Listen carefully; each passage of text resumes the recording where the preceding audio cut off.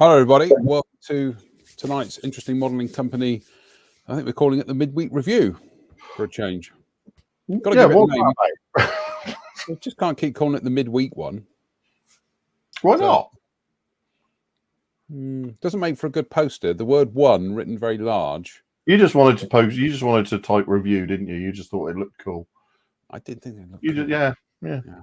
Just say it. Just say it. There's no shame. There is no shame. There's no shame. Anyway, we're joined tonight by. I'm live from Somerset apparently, because I can't be bothered to change that. We're joined tonight by Drew. All right, let's get the elephant out of the room. I think it's fair to say that in the last couple of weeks, our enthusiasm for this hobby and our enthusiasm to sit down and spend any time building models has gone completely out the window, because obviously our day-to-day thoughts are with our friends in Ukraine. Yeah, very low energy state at the moment.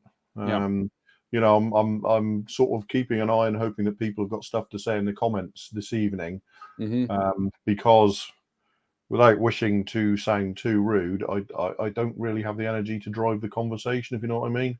No, likewise. I'm happy to talk if people want to talk about stuff. But you know, talking of the elephant in the room, it's had a profound effect on my energy levels. Yeah, likewise. I'm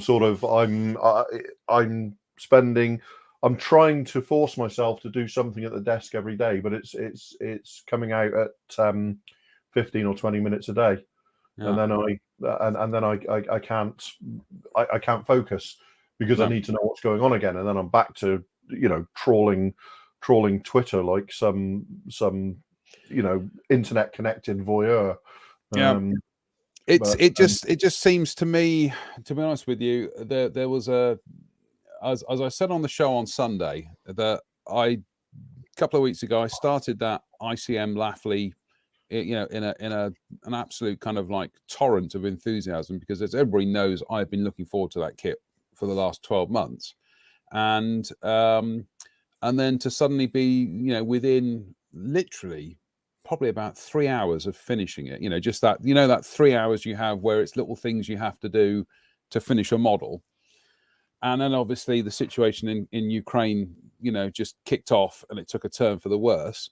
And I just couldn't, I felt, to be honest with you, I felt for me to be sitting there building a model that came out of Ukraine whilst the place was being shelled and bombed and everything, felt disrespectful, to people at ICM, to like I say, when we say our friends in Ukraine, we literally mean friends, people we know, and what was the project I was going to follow that up with was going to be Mini Arts Tempo E400, and it's. I can't do it. I literally can't do it at the moment. It doesn't feel right. It doesn't even feel right sitting at the workbench and building things. It's. But what can you do? What can we do? Dave Fleming's hit the nail on the head there. Yeah. It might very well be an age thing, because I couldn't wait to get my hands on Sea Harriers in 1982 as a 13-year-old. I couldn't wait to get my hands on Sea Harriers and stuff, and now everything feels. You're much more sensitive, aren't you? You lose your sense of invulnerability as you get older, but you hopefully gain an enhanced sense of empathy, should we say? I think also. Choose my words wisely here, but the thing about 1982 was that was a long way away, and it was it was an island. It was an island on the edge of the Arctic. The thing about 1991, again, it was a long way away, but it was another continent. It was another it's entirely different. It's a strange thing, but one of the things I think is that in 1982. It's typically British chauvinism, but there was never the least sense of doubt about what was going to happen. No. There was never, it never even entered. It never even entered people's minds that we weren't going to go down and take our property back. It just wasn't. It just wasn't a question. And funnily enough, I'm actually listening to Max Hastings' Falklands War book at the moment, and it's really thrown into sharp relief what a close run thing that was, just from the obvious things like logistics, But we never had a doubt. This current situation is nothing but doubts. It is absolutely nothing but doubts. And a connected world. We're so much more connected now than we were then. Yeah, exactly. We've got comments coming at us in real time from all over the world. Yeah. As I say, unlike, even though, we're not going to get dragged into the politics of this tonight, but even though the terrible war that happened in the Balkans happened in the middle of Europe, it wasn't played out in real time on Instagram, Twitter, Facebook, TikTok, you name it. This is the first one where it is that immediate. And I get what I mean. Mike Reeves was just saying earlier that he has to walk away from the news. I'm finding myself exactly the opposite. I can't tear myself away. No. And when I say news, I'm talking about such a connected world that my kind of real time tracking of what's going on hour to hour is Twitter at the moment, because it's so much. I can't do it. Yeah, I can't do it. And it's not. It's not because. Yeah, it's not I'm looking because for a change of light. I'm looking for a light at the end of the tunnel. I'm looking. I have to do it. Every bit of good news I like to share because it's good news. And I know we weren't supposed to get political about this tonight, but I don't think we can help it, John, because as we discussed before coming online, whilst the fact that I look at something by Models of It or Mini Art or in my collection or something from ICM, and I feel heartsick and unable to pick it up and start it, it is completely unimportant in the scheme of things, but it is an indicator of how deeply the Ukrainian model industry has embedded itself in our hobby in a worldwide way. I think it's indicative of just how huge an impact and how many of them are the major players in our hobby, that when you start reading off the names, Mini Art, ICM, Models Vit, Micromere, Master Wings, Wingsy, Dora Wings, Wingsy, we go on and on and on. This would be like something happening in Japan, and having that. And in fact, I would actually say that, that in many respects, I think Ukraine probably has the largest, outside of China, probably has the largest concentration of model kit manufacturers now. And this comes back to the other thing, which I'm mindful of, is it was, I, Spence, we had this conversation over the last couple of weeks, especially after we'd all met up on that Wednesday. We came back from that Wednesday feeling rather buoyed by all meeting up for the first time in 2 years, is to try and go live and talk about modeling. None of us had the enthusiasm to do it. None of us. We just couldn't do it. No, it feels trite and unimportant. Yeah, exactly. At the same time, I kind of I bowed out of Sunday show because I just absolutely wasn't. I wasn't in and tonight I could have easily gone either way, but I'm glad we've done it. Yeah, because I think it's important that we do continue to connect with, and you can see in the sidebar there, the conversation is actually it is pretty dynamic in its own right. So perhaps other people are glad to come here and feel that I'm not gonna, using phrases like safe space and stuff, but it is a place where I think people can talk about how this is impacting their hobby. Yeah. Sorry guys, this isn't going to be very laughy, jokey tonight. No. It's definitely not. And you know what? I don't think it needs to be. I think we can have this discussion and feed off what's going on in the comments. Yeah. But as you say, to kind of like, to try and put on a show. Well, the one thing we weren't going to do was put on a normal show and let's all talk about new releases, and let's all have our usual kind of like bonhomie and whatever, because no, that feels completely inappropriate at the because moment. None of us are feeling like it. And I think what we, I think we've both got our workshop cameras set up tonight, so I think we might attempt to kind of do a little bit of talk about projects and things and whatnot. But as I say, if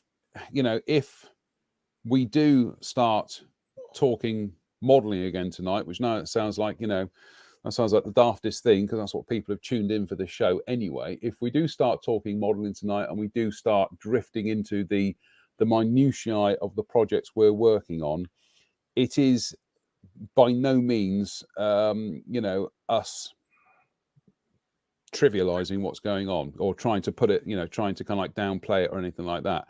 As we said, it is absolutely at the forefront of our minds, every day, and and more so, more so when we sit down at the workbench. Like I say, our thoughts are with our friends over there, but also, I'm still seeing things on the internet of modelers getting bent out of shape over models and things, and I'm just thinking, they're models, they're boxes of plastic, for goodness sake, come on. Yeah, it's like, if I kept a swear box in this house, it would have been filling up very, very rapidly. I'd be a millionaire, boy. I'd be a millionaire. Well, I wouldn't, because I'd be putting my own money in, so I'd really be just getting it back. But it's you start to appreciate what is really just trivial and unimportant. Not in a larger context. Not in the fact that I absolutely love my hobby. I mean, clearly I love my hobby. We talk about it twice a week, and my house is a shrine to my hobby, more or less, because I live on my own. But it's quite easy to temper that with what's going on in the world, it's been quite. Everybody I know from my circle has, if you ask me, they picked the right side. Yeah, fair enough. It's like I've said, this is not something where you can be neutral. I'm afraid. I just don't know. You have to pick a side, and it's been very. Pavel there saying he hasn't touched a kit in 2 weeks, and I particularly, you're in my thoughts all day, every day, because of your, how close you are to all this, and whenever I get too upset, or I get too hawkish, or I get too bullish about what we should be doing, I kind of think, what would Pavu be thinking? What's his state of mind? Which is another indication of what a connected hobby this is now. In that you've got people in other countries where you can start thinking, where you can immediately sort of give it a bit of context, or proportion. I was going to say, when people say, well, what can we do? What can we do? Well, without being a bit preachy, what we can do is we can support charities and we can support humanitarian efforts. And certainly in the UK, you've got the Disasters and Emergency Committee, which is a coalition of different charities. So if you don't know which one to support, I would say, go to this website, which is www.dc.org.uk/appeal/Ukrainian humanitarian appeal. It's on the splash page anyway. So even if your contribution is just a couple of quid, if it's enough to get somebody a loaf of bread, if it's enough to get somebody bottled water, or medicine, everybody doing little things adds up to big things, and without wishing to sound mawkish, in the words of David Bowie, we can all be heroes for one day. So, if you can get out there and do something, then, please do. Every little thing that you can do is going to contribute. I think ultimately. it's important as well to look around, outside of just the hobby. There's a lot of ways you can give and receive. It was kind of like, the other day, I don't know if you've seen it, there's a guy from a Ukrainian band called Boombox, and he did he's gone back to Ukraine to to pick up arms, essentially. And he sang a little Ukrainian folk song. And somebody took it and they remixed it with his permission, added sort of backing tracks to it, and it's been released. It's on YouTube, but it's been released on Bandcamp and stuff like that. So, and you can buy it for whatever you want. So I went along, paid a $5 for it. This one track, the money is going to Ukrainian charities and stuff like that. So I've given a $5 and I've received something back as well, which kind of feels a little bit connected to what's going on. So look at the opportunities to receive and give as well. Don't just think it's a one-way street. You can give while receiving. So look for those options. And yeah, I have been. I mean, most people on here won't be on my normal feed. I don't think won't be on my. But people will have seen me posting funny stuff and skits and farmers, towing tanks away and stuff like that. And I'm not making light of it, but it's just it's you have to laugh in the face of horror sometimes. And if those Ukrainians are giving us something to laugh at, because they're clearly posting it for the laugh, for the humor value. They wouldn't post it otherwise. No, exactly. Don't feel guilty for laughing at stuff like that and sharing it. No. We're all entitled to support them in those ways. Yeah, exactly. So here we are back again. So we are going to try and do a bit of modeling. Like I say, we're going to try and get out of ourselves, get out of ourselves for a few minutes and actually do something external. So I think those of you who tuned in on Sunday for my solo show, which was great. I didn't have those other two interrupt me all the time. Must do that more often. I've been starting the. Really? Yeah, absolutely. I'm booting you out now. There we go. I've started doing the Italeri 24 scale Jeep, which needs to be built anyway. So I thought we may as well crack on with this. So state of play at the moment, state being the operative word, I've managed to get the chassis together, which is a bit wibbly wobbly at the moment. I don't know if you can see that, but it's one of those constructions that it's kind of like you need 10 hands and it kind of like starts firming up once it all gets put together. But it's until then. Like the real thing would. Like the real thing was. And in fact, it's actually straight. It just so happens that bar at the top there, I've actually got that slightly askance at an angle, but it's actually straight. But at the end of the day, it's just going to sit in there. So nobody's going to, it's not a competition model. And you can also see the startling amounts of red on this, because I have been using exclusively on this project my bottle of red magma, which sounds like it should be a cider from Thatcher's, but it's not. It's this stuff from Ammo of Mig. I'm still not sure whether I like it, Drew. There's nothing wrong with the cement itself, right? Nothing wrong with the cement. It does the job. It grips. It's fantastic. What it does show is how absolutely cag-handed I am with liquid cement. It's like a constant reminder of. That is a mess, isn't it?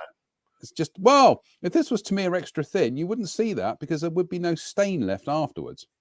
And it also kind of like shows you how liquid cement does kind of leach out and go off on its own little adventures. Yeah. So, it's a very good cement. The other thing I'm curious to see what happens is, like we've got little bits of spillage here, is how that if and when that'll actually disappear under a coat of primer. Usually it does, because this is just surface evaporation. But I'll carry on using it, because if at the end of the day I slap a coat of Tamiya fine primer on this and it's absolutely, nothing, there's no problem whatsoever, then fine, I'll keep it in the locker. But it's weird stuff to get used to. So at the moment, we're still all concerned about the possibility of the dye being like a Sharpie dye, aren't we? And, and leaching through. I found that with desperately looking around on the shelf here for wherever it's gone. I can't find it. It was the ammo shaders. And I've got a bottle of I can't see it here. I've got the dark, it's like the dark brown Starship Filth shader. And I, rather, messing around with it, I tried using it to kind of like, to do like pre-shading in order to then put other layers on top of it. And no matter how many layers I put on top of it, it still kept leaching through. So yeah, it will, because it's that Sharpie dye. The dye just will, and there is a very scientific explanation for why that happens, which I'm sure Dave will be able to grace us with. But I did know that somebody did post a very scientific explanation of why that happens once. And basically, the end result was, it doesn't matter how much paint you put over it, it's always going to leach through. Yeah. So we'll wait and see what happens there. Also, you may have noticed on this seat here, there's massive sink mark, but we might get round to fixing that tonight. We might actually do a quick live demo of make your own black super glue. If you're a cheapskate like me. Is that along the front? Is that a sink mark along the front? It's a sink mark, yeah. Oh, it actually looks like a piece of the detail. Don't think it is, because from here it looks like a piece of the detail. No, because look, there's the other seat. There we go. There's the other seat. And I'm looking at the instructions. I occasionally do when I build a kit, and I'm just having a quick look here, and no, it doesn't seem to be marked on there. That's definitely a sink mark. And the reason why it's a sink mark, look, you've got this plastic there. You've got a great big thick channel there, which isn't on this. See, if you look at the undersides of these two seats, because this is the one that sits on the fuel tank, you've got nice sharp draft angles there. This one, you've got quite a shallow draft angle with a lot of plastic, and so, pow, you get a sink mark. Dave Fleming there saying, Dave, that looks like exactly the sort of tank that would suit us on here, a Bickers tank. Yes, that's like the Airfix issue of the Bickers light tank, which had more sink than not. Now, too late, Dave. No point in correcting yourself now. No. We like the idea of a Bickers tank. That's just the vehicle for the interesting modelling company, isn't it? The Bickers. Bickers tank. Got a question for you from Simon Lewis. He says, Drew, I was watching one of your videos on lacquers. Am I right in thinking you said you can spray lacquers and miss out primer? Yep. No. Yeah. In one way. Yeah. I mean, it's I sometimes use primer. I sometimes don't. You know what? Quite often, I use primer because I want to, or because I don't use it because I don't want to. There's no actual rhyme or reason. We try to be consistent, but sometimes I just don't want to. And with lacquer paints, because they're lacquers, they grip to the surface anyway. So a primer is not strictly necessary if you're going over plastic and stuff, because it's gonna grip. It's just gonna grip fine. You use a primer or an undercoat if there's you're using particularly light colors and you're going over dark plastic, something like that. But yeah, with lacquers, it's not like certainly things like the water-based acrylics where you really have to use a primer. In fact, sometimes I see people use water-based primers and then spray lacquers over the top, and it's hilarious. Because it's hilarious if they say it's to help the paint grip. And you're going, yeah, but you're using an acrylic lacquer, an acrylic primer, and something like Stynel Res, which is a water-based acrylic primer, and then spraying lacquers over the top for the grip.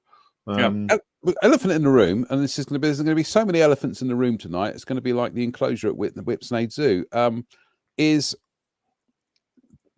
I keep seeing this thing about you people say, well, you can't apply lacquers over water-based acrylics. You can't apply this over this. You can't apply this over this.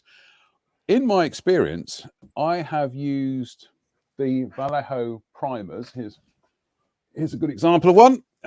This is their surface primer, which is their olive drab, which I think is a beautiful olive drab color. What it isn't, it's not a primer. But it's a good undercoat, and I've used that. It's an undercoat, and there are reasons that. Primers.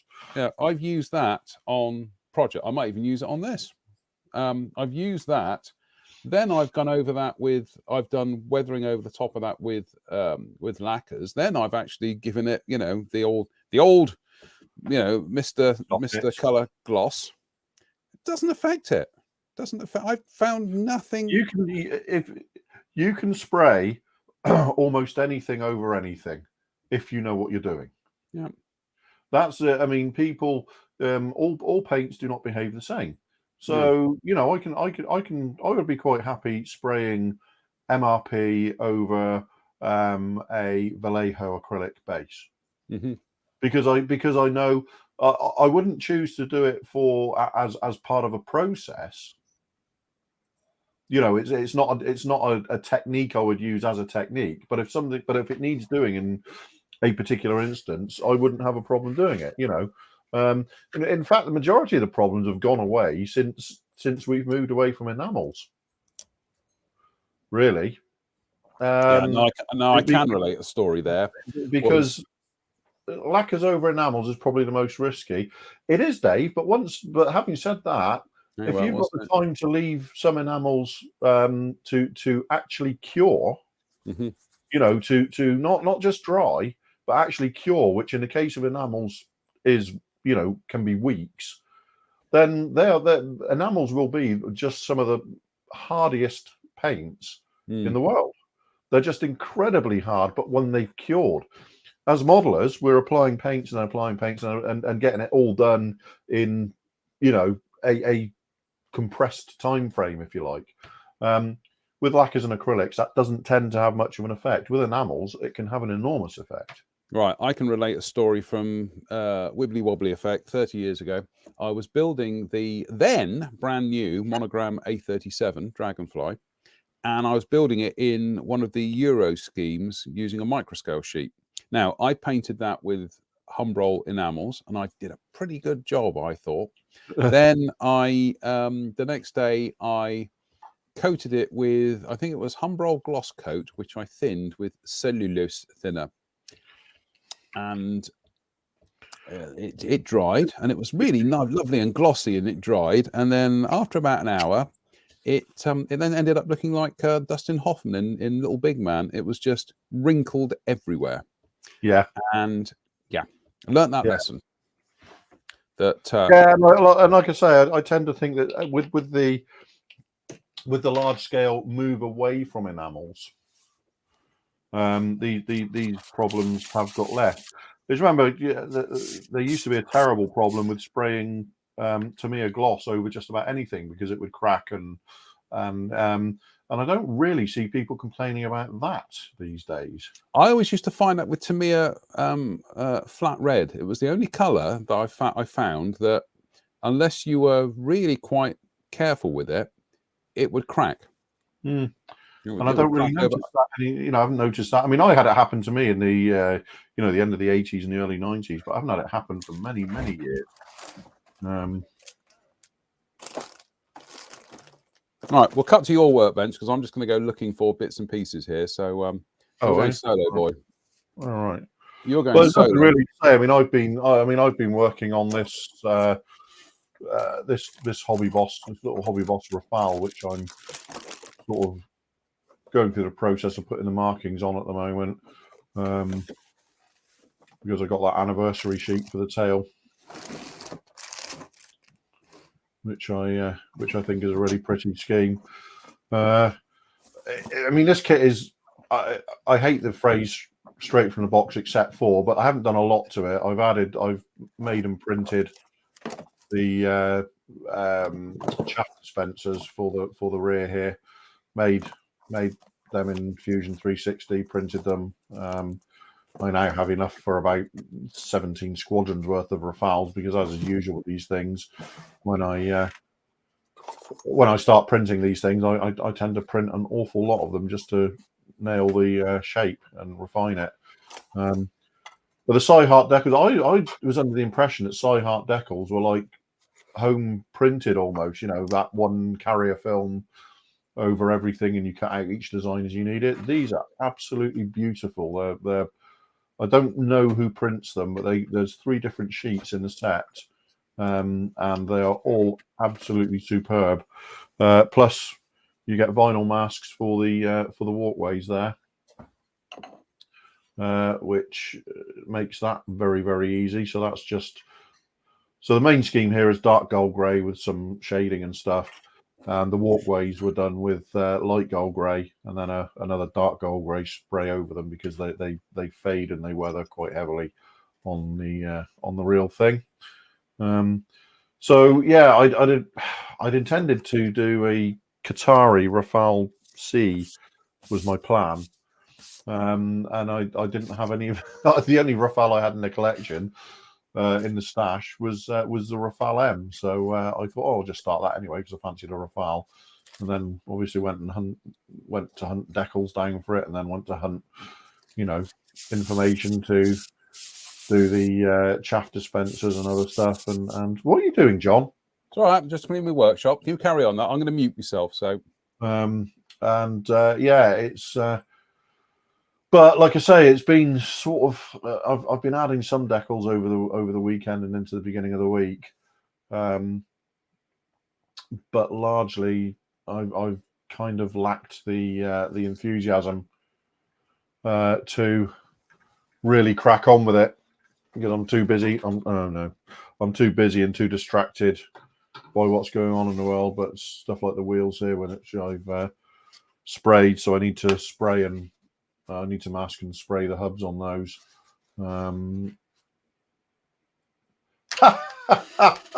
Thanks, Tim. Yeah, I remember that well.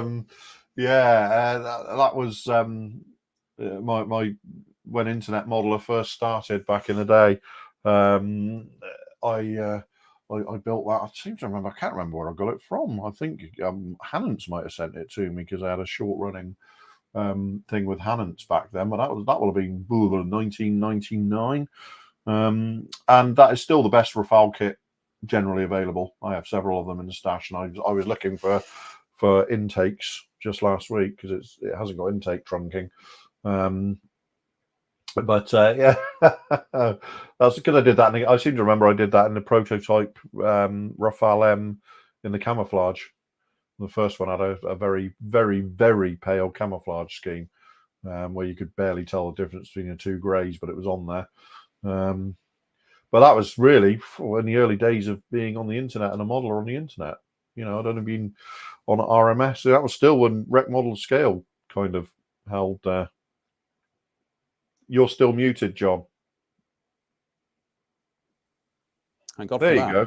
Thank God for that. Yeah, well, no, I wasn't suggesting you unmuted. I was just saying, yeah, he's still muted. No. So yeah, it's. I said back in the old days of Usenet. Yeah, well, yeah, we would. It was when we were still largely. I mean, I don't even think Aircraft Resource Centre had started until maybe 2000. So people were still on the internet mostly for. Internet Modeler was one of the first ones. I think the first ones that had a large readership, as it was. We're talking about the days of dial-up, aren't we? Oh yeah. No, I was on dial-up without doubt. Yeah, because I didn't get broadband till 2001, something like that. So yeah, that will have been 15 minutes to upload each photograph to the to the server and stuff like that.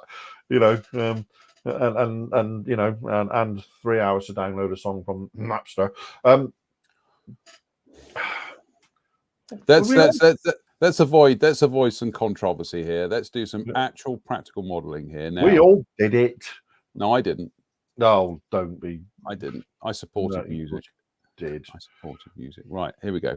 Here we go. Some actual modeling here. Now, what I've got here is I've got some. Well, this is just Loctite super glue gel, but you could use any super glue for this. In fact, well, the reason why there was a cacophony in the background was I was trying to find my Poundland super glue just to prove a point that you can use pretty much anything for this, but I can't find that at the moment. But anyway, I've got the remnants of a bottle of Loctite super glue. This is the gel stuff. I can get this from Poundland, would you believe, for £1.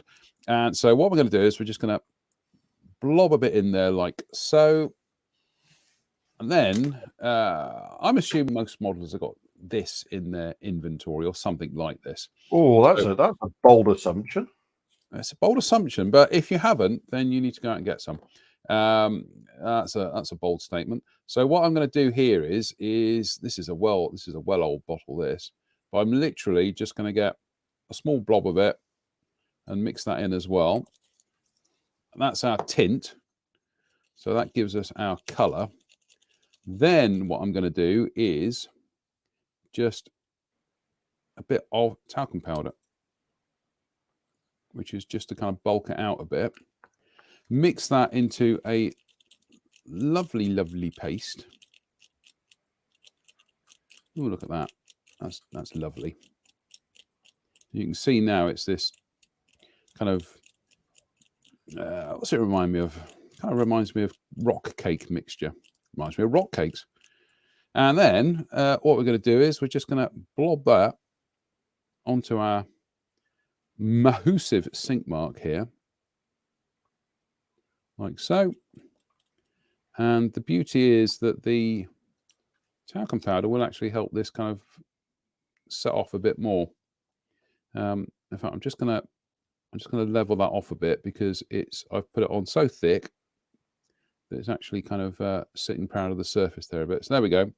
That's now filled that. If I wanted to, I could go over that with some accelerator. I think what I'm going to do is I'm just going to give it a dusting of talc, which will, again, it'll just set it off a bit more, but that'll do. That will set by itself in about 5 minutes, and then we can start working it. If I gave it a blast of some accelerator, I can actually start working on it now. But the beauty of this is that if you haven't got any black super glue, you can make your own. If you haven't got any Mr. Surfacer, I only put that on there as a marker so that I can see, you know, where it's going. If you haven't got that, you can just do it with super glue and talcum powder and just do it that way. And I can't remember the last time I used filler, modeling filler for actual filling. By and large, when it comes to sink marks or seams or slight mismatches or anything like that, I will use super glue. I think the only time I've used filler recently is for texturing. So, and when I see I see modelers who kind of like slathering things with filler, like somebody doing kind of like royal icing on a Christmas cake. I just think, well, you know, technique. Try something else. Well, you know, try something else. If that's what they want to do, then that's what they do. But I do find this is just better than filler, and it speeds up my modeling because I'm not having to wait for filler to dry. Just to answer Jim Altercott there, yes, Jim, our talc is genuine talc. The class action lawsuits haven't got to us. So, yes, should I be worried about my talc? There was a class action lawsuit in the United States about the potential for talc to be carcinogenic, and some people saying that their cancer was directly linked to their use of talc over the years. I think it's another one of those infinitesimally small risks kind of things, but There you get a class action is a class action. So I'm just going to check that.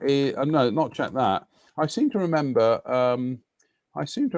That years and years ago, they used to include asbestos in talcum powder. yes, yeah, there was at one point, but this stuff is still. That's what I've got. Yeah. Yeah. Ingredients: talc, parfum. So it's lightly scented, and it's just talc. That's all that's in it. Gotta say, my workbench smells fabulous at the moment. So, Jim says it's cornstarch here for us. Now, I know some people do use baking powder. Tell them about the baking powder, Drew. Yeah, don't. Right. Okay. There you go. Don't basically. Baking powder. It was all the rage for a very, very short period of time for building stuff up with super glue. Baking powder makes super glue set instantly and rock hard. There's your first. It can be, that can be helpful and allows you to sand and shape it really quickly. But if you go back to it years later, quite often you'll find a terrible brown liquid has started leaching out of it. It's pretty terrible. So I think it was one of those things that somebody discovered. It was very, very good. Well, Dave says there, then goes, yeah, it seeps that horrible brown sticky fluid out of it after a few years. But people didn't know that for a few years. that was a thing. And it should be said, talc, I've used. You don't have to colour the talc. You can use it without any. You can use it just. Well, Simon asks, can you just use the colour without the talc if you just want the glue rather than the fill? Yeah, I do that sometimes, Simon. If it's small jobs, I will just add a dye to the super glue and just do it that way. The thing about adding the black to it is purely it acts as a marker. It acts as a gauge. Yeah, it just makes means that you can see what you're doing. So I'm just looking for. There are other options available. So I got this dental resin. This is dental resin, which I ended up getting from actually a dental supply place.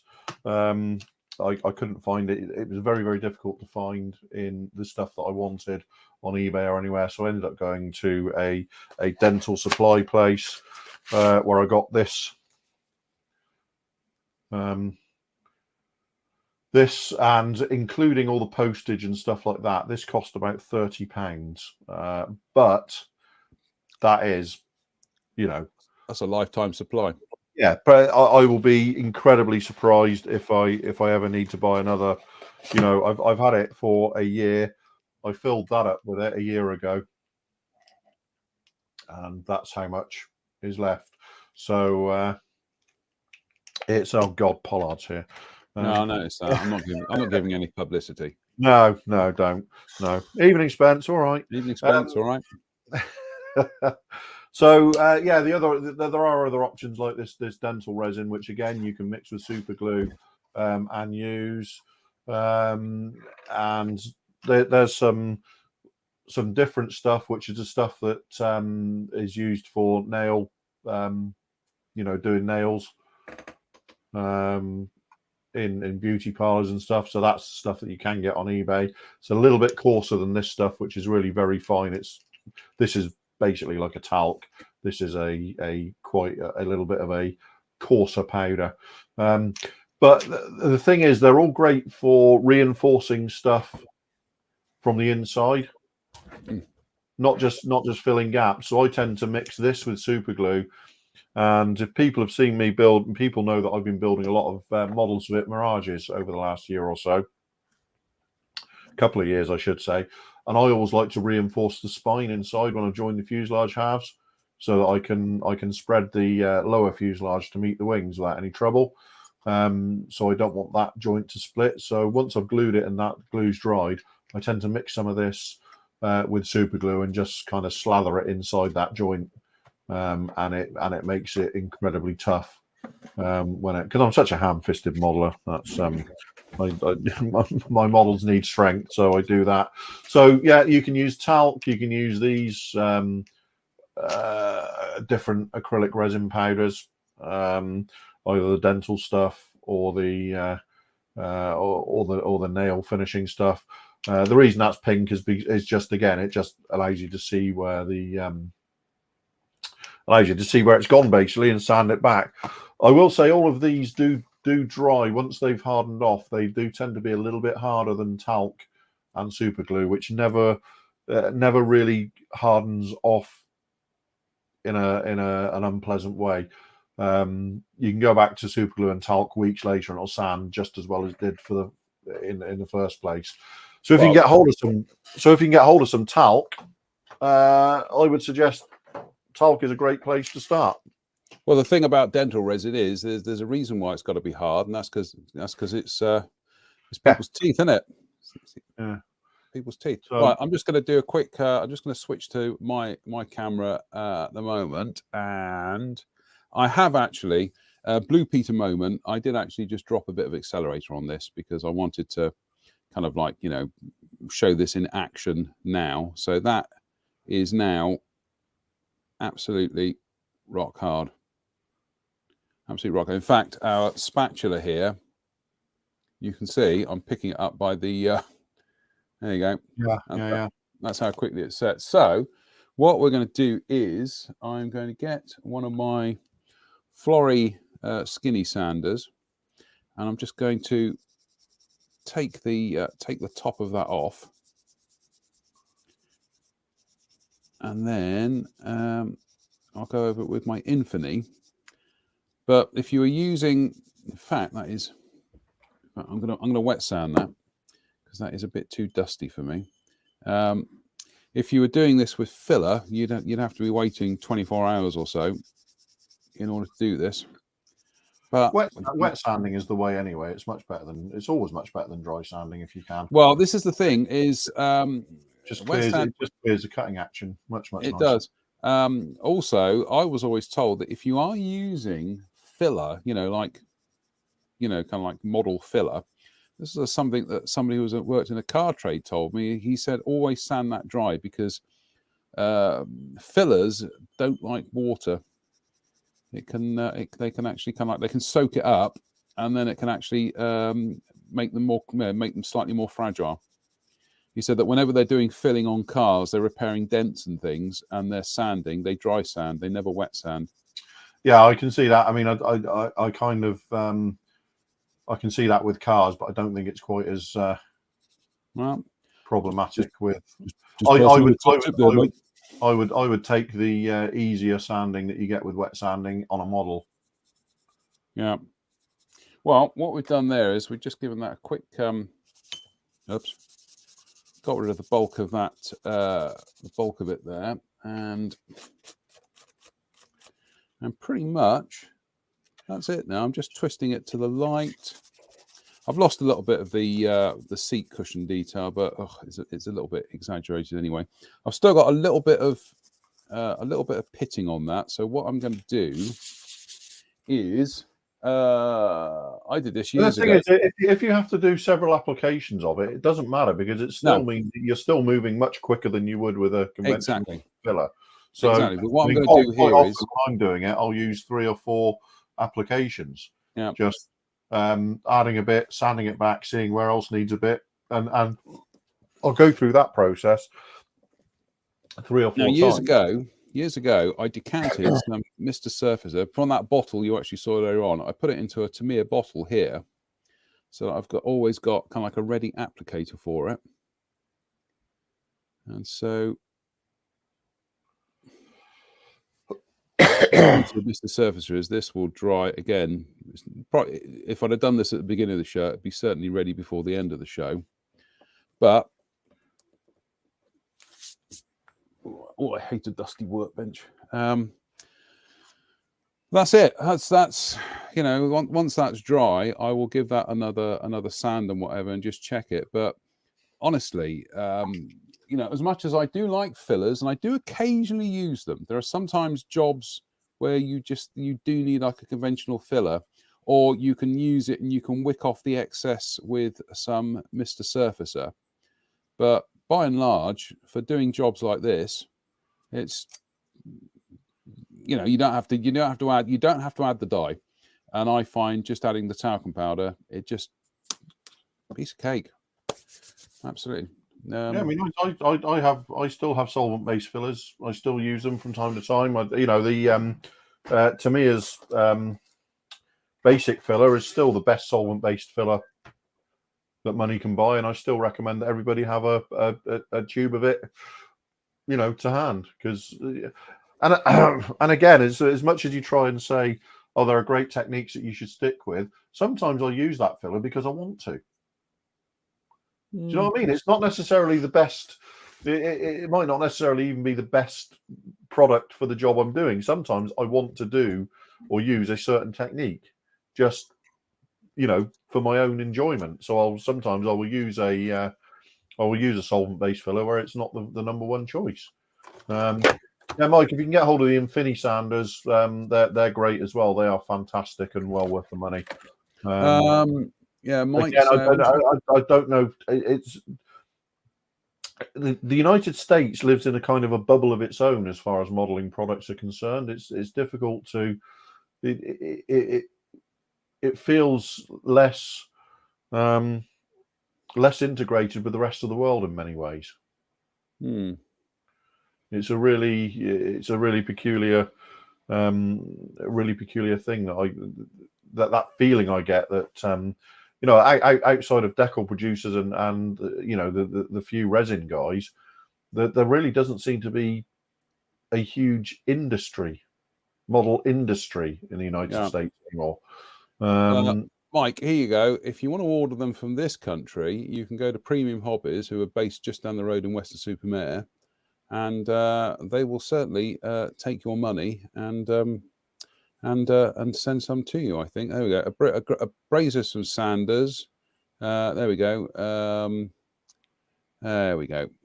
Infamy softback sanding sticks. These are the sanding sponges. Yeah, here we are. And I've got that set of the different ones. I still haven't opened it because I'm still using the one that I got last year. But they are, honestly, I was talking about these on Sunday. They're just my favourite thing. They really are. Great. They're utterly brilliant. Interesting, Tim. I see Tim saying he would disagree with my assessment. I mean, I'm talking purely based on my perceptions. I don't know if it's true or not, but it seems, you know, the feeling I get is that we have got dozens and dozens of retailers in the UK, and the US seems to have like 3 or 4 main ones and nobody else. And this is my perception because I certainly don't ever order from the United States because it just became insanely expensive postage wise. So, you know, I haven't used, you know, that's when I say the US seems to live in a bubble, that's what I mean. It never occurs to me to order from the US. You can see here, nice selection of fillers here. I've got that's actually quite nice. The perfect plastic putty, because it's water based. That is very good for. I did it on the Italeri Eurofighter here. I had a seam on the wing join or a slight gap, so I just filled that with this, then smoothed it off with a cotton bud and some water. I've got Squadron White putty. Do I get on? Do I get on with this? You can judge for yourself by the fact that this has barely ever been used. I don't like the smell of it, and I don't like green stuff. This stuff here, this modelling white putty from AK is perfect plastic putty.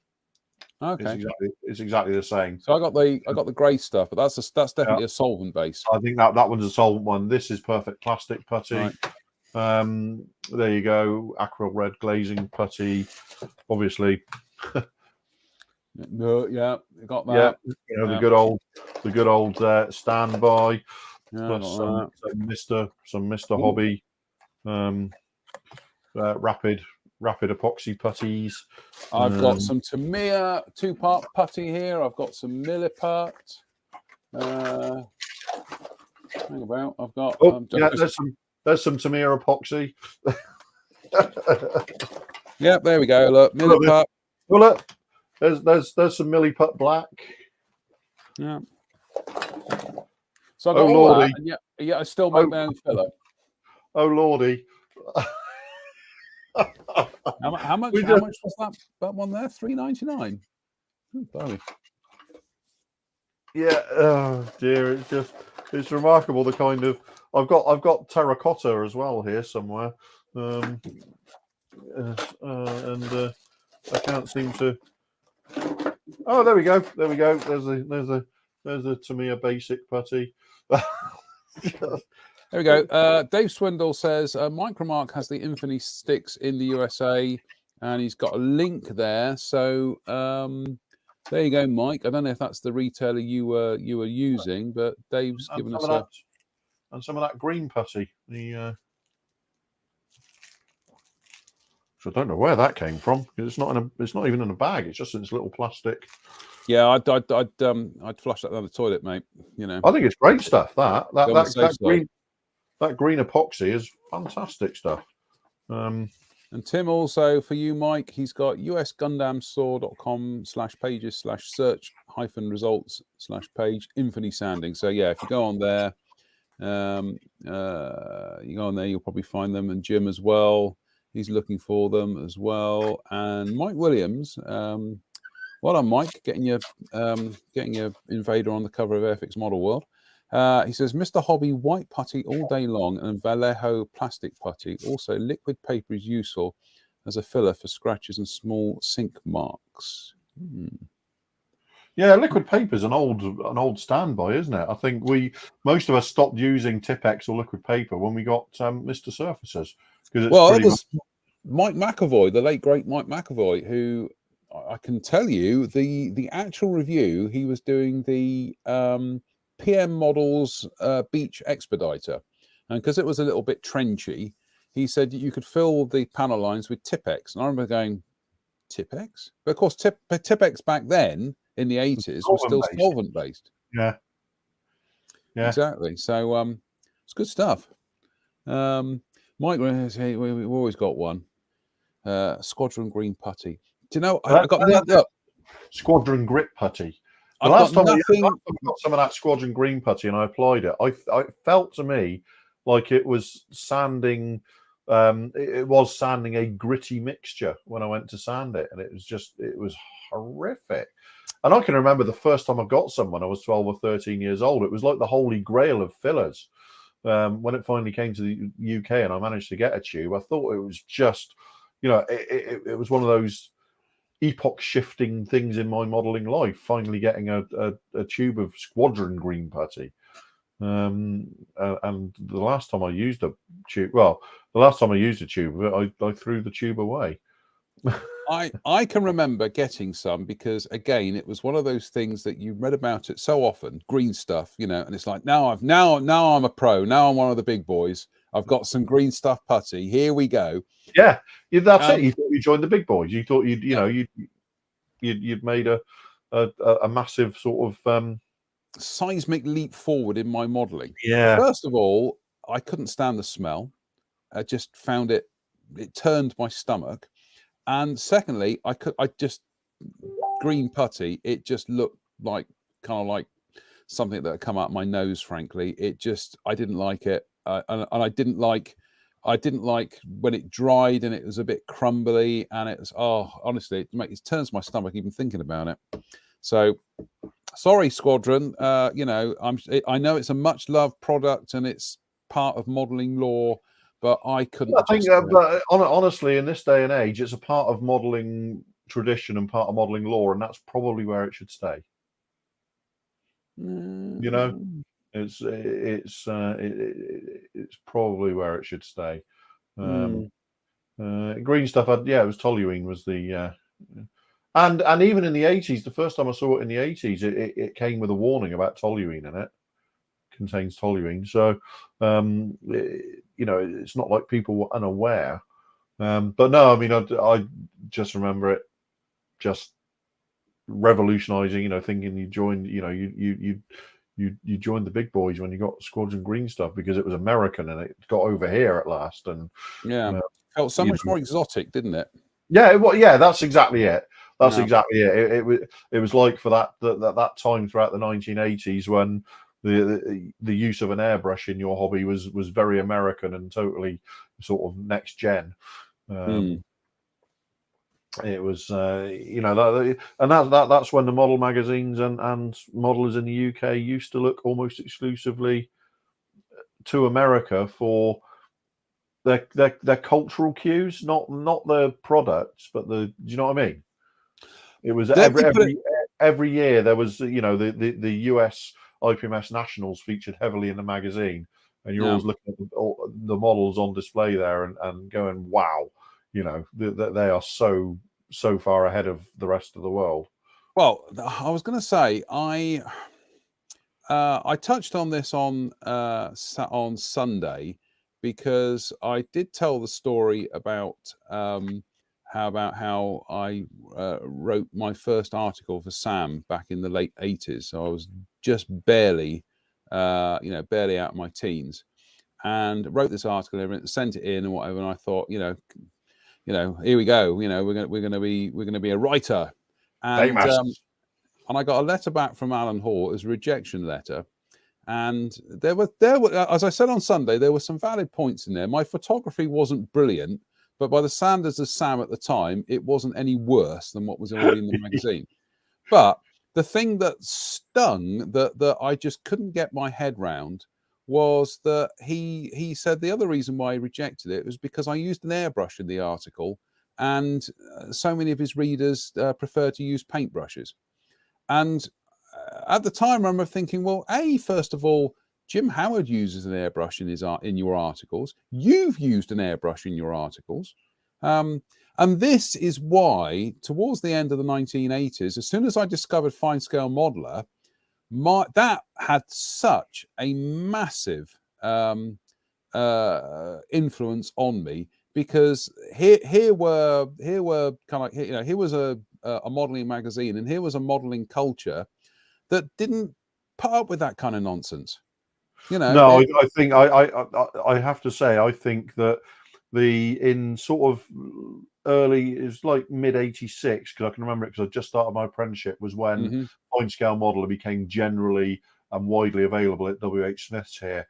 And again, it was like you'd moved into a new new epoch of modeling, because they were so forward looking, and you know, the airbrush was the standard tool, not the, you know, they would run a special article on how you hand paint stuff, because everybody used airbrushes. Well, I think rather than the other way around. Yeah, and it was also that they I'm trying to think how I can word this, not because I'm trying to be careful with words, but I'm just trying to think how I can articulate this, is that they there was no sense of them kind of like, not dumbing down, but you know what I mean, kind of like keeping things at a base level. It's a bit like, I've seen people say this before, where they go, oh, you know, model magazines should show more models built by average people, because seeing beautifully built models puts people off. No, I'm sorry, I disagree with that completely. I didn't pick up the Verlinden way and look at it and go, oh, that's it, I give up. I can't build to that standard. I give up. I picked up the Verlinden way, and my first thought was, my God, is that what you can do with models? I need to, because it made you, it was truly aspirational. Yeah. It was. Do you remember that article in Fine Scale Modeler in 1987? The guy who was building spaceships, and he was building them with blown perspex and stuff like that, and detail. Yeah. And it was just like, it's no exaggeration to say, I went back and looked at that article again and again and again and again and again and again for years after, because it was truly aspirational. Do you remember that Hornet on the cover, the monogram Hornet the guy had done, where he'd done all the detail with a pencil? He'd done all the detail with a pencil, and he'd also bought a sheet of Letraset white dots and had done all the dots around. Yeah. And again, it was just, it was, you know, I'm never ever going to be that good, but this makes me want to work to get there. Do you remember the advert they used to have in Fine Scale Modeler for the Fine Scale Modeler sweepstakes? Yes. And it was that workbench with the compressor, and I used to sit and think, one day I will have a workbench with all that kit on it, and I will be like, and in fact, I even, again, I was still in my teens at the time. I even started to kind of like organize my workbench, because I had it was like a cabinet that my father had built me with like a fold down thing on it. And I just used to, I just remember kind of like organizing it, and I just wanted it to look professional, you see. But the weird thing is what Fine Scale actually kind of like then instilled in me, it was that if you are neat, or or not neat, but you know what I mean, is that there's a lot to be said for the psychology of organization in your workshop. And I honestly, from 1986 onwards, right up until about 20 years ago, Fine Scale was my go-to model magazine. Yeah, I mean, for 15, I would say for probably 15 years now, around to about the turn of the century. Yeah. And it was just, well, there's Spencer telling me it's Randy Cooper. That was his name. Randy Cooper. I remember now. Yeah. But it was truly aspirational, and the quality of everything, the writing, the photography, the descriptions, the whole thing. Remember and his name escapes me at the moment. I'll kick myself when I remember it. The guy who did things like that monogram P80. Shooting Bob Steinbrun. Was it Bob Steinbrun? And it was just, he did the P40 as well, didn't he? He did that. He did a P40 and a P51 as well at some point, and possibly a P38. But I just remember, again, those were articles that I went back and I read again and again and again. And the guy who converted the Hasegawa Neptune into the AP2H chip, and it was just stuff that you could go back and look at again and again and again for years, because they remained full of techniques that you wanted to learn and you could use. So as well as the subject being of interest to you, the actual techniques were being explained really, really clearly and well. Didn't he make the flare turret for that out of a lighter? Yes. Yeah, that's right. Yeah, exactly. And that shows you how much Fine Scale Modeler, because it was a magazine from across the Atlantic Ocean, but there was a certain amount of, as you say, there was a certain kind of it was exotic. It was exotic, wasn't it? Exoticism to it, not eroticism, exoticism. I mean, we enjoy our hobby, but not that much.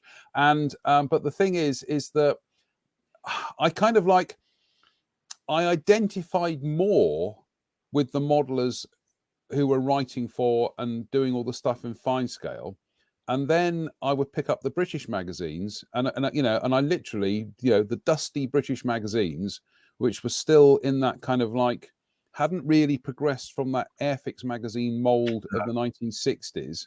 No, even most of the articles in Scale Aircraft Modelling were presented in pretty much the same way that they were in the Airfix magazine in 1965. Yeah, which back then was groundbreaking. Yeah, I mean, you could pretty much take like Alan Hall's 1966 or whatever WASP conversion, Scout into WASP conversion. You could pretty much take that and drop it into 1982 Scale Aircraft Modelling, and it wouldn't have been out of place.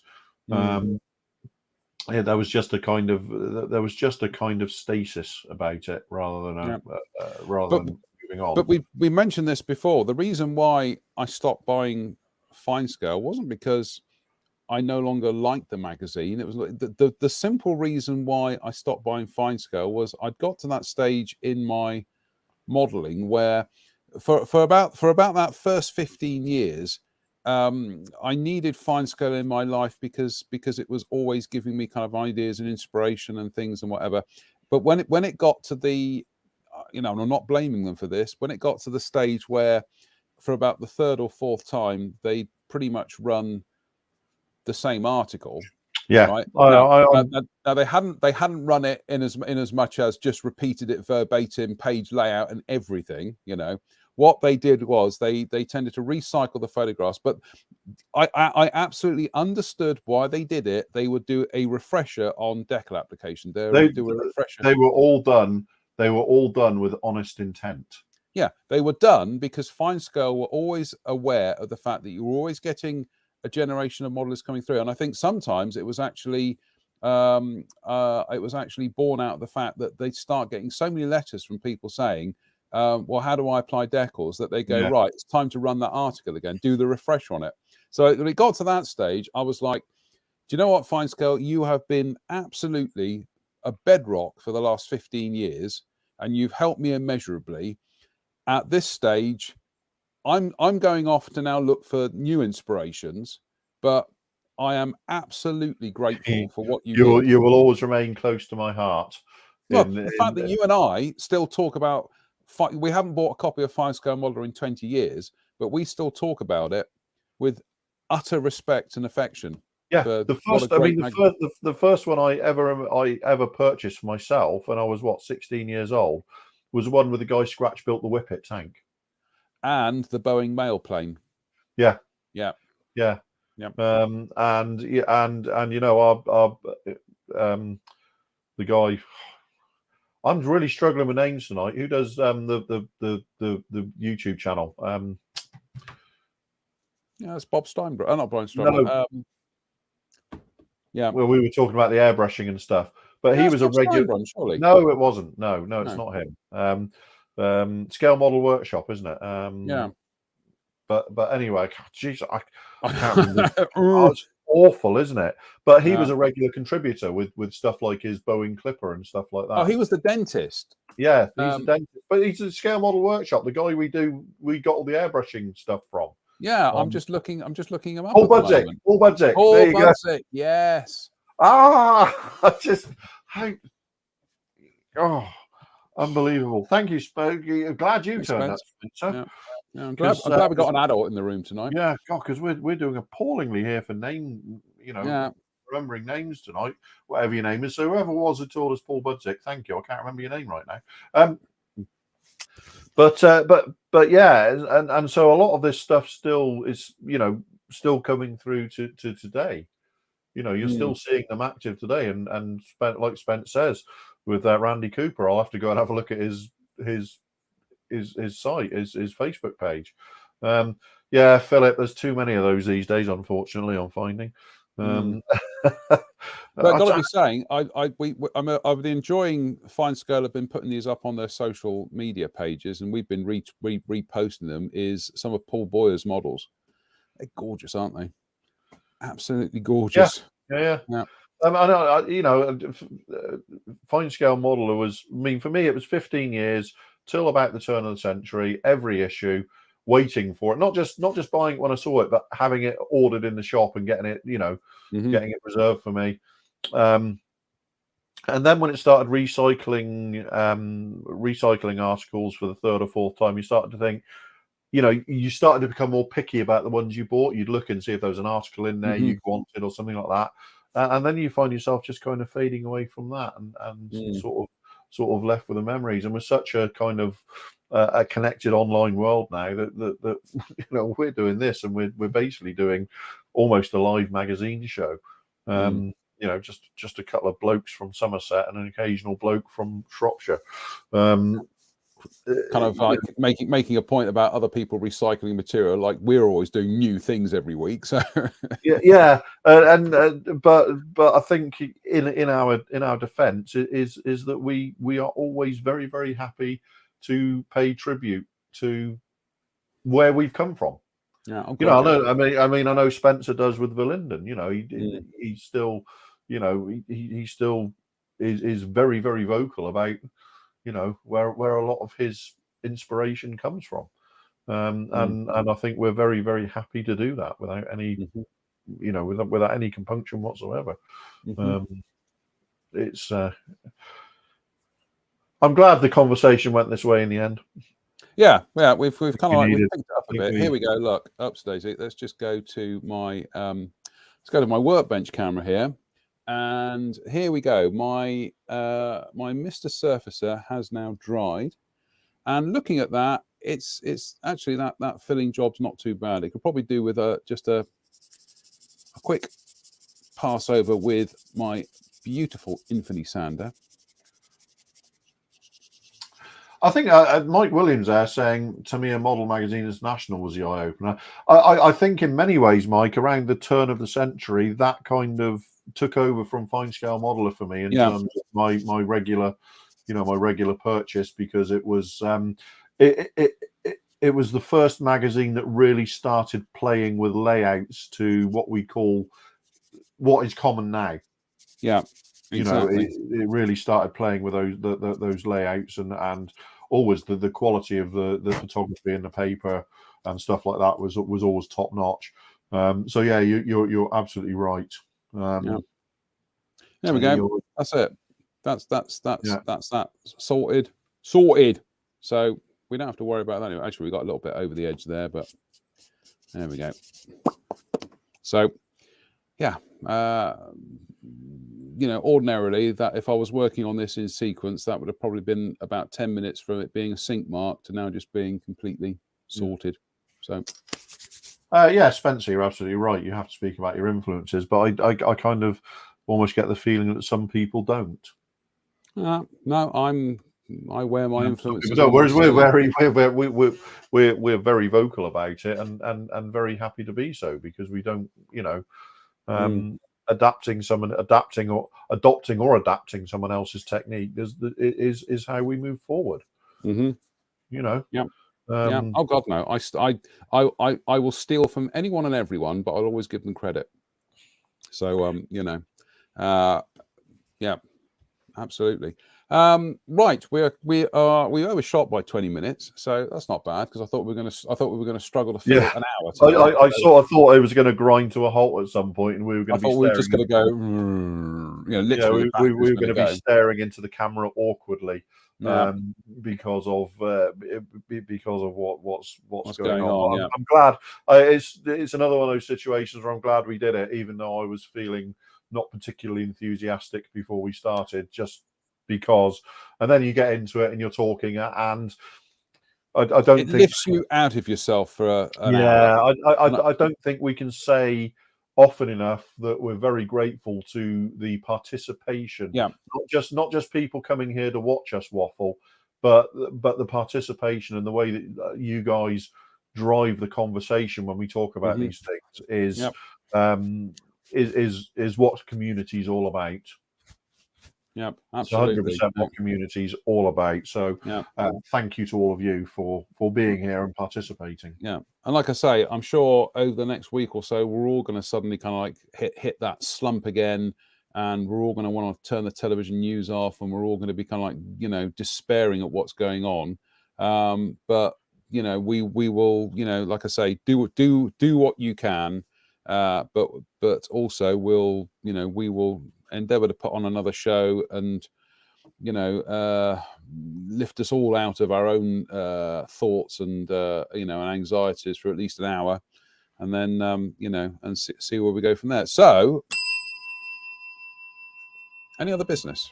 Nothing further. I'm going to try and start something new in the next few days, just to keep some sort of momentum going. But we'll discuss. Well, I'm still shopping around at the moment, because I don't know if you saw Sunday's show. Is a couple of weeks ago we were talking about those Fujimi vending vehicles. The food vending vehicles. Yeah. And then there's this other company called K Models. They do a 24 scale Mazda. Can't think what the model's called now, but it's like a little trikey thing. It's a bit like a Tempo E400.